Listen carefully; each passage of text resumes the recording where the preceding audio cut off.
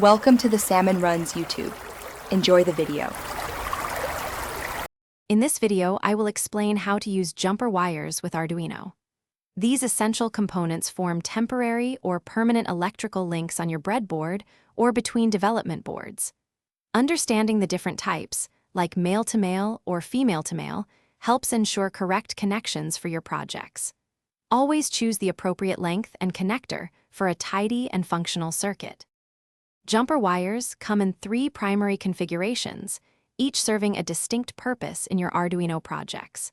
Male-to-male wires are perfect for connecting components on a breadboard or for linking a sensor's pins to the breadboard.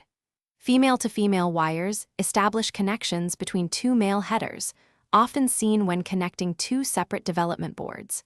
Male-to-female wires are incredibly versatile, useful for extending connections from a sensor to your Arduino board. Connecting jumper wires correctly is essential for a reliable circuit. Gently push the male end of a jumper wire into a breadboard hole or a female header on your Arduino.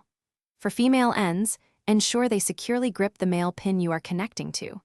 A loose connection can cause your circuit to malfunction, leading to frustrating troubleshooting. Consistent color coding, like using red for 5 volts and black for ground, significantly aids in debugging.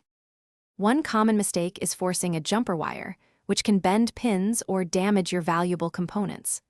Always use gentle pressure. If it doesn't fit, verify the connector type. Incorrect wiring can also lead to short circuits, potentially harming your Arduino or connected modules.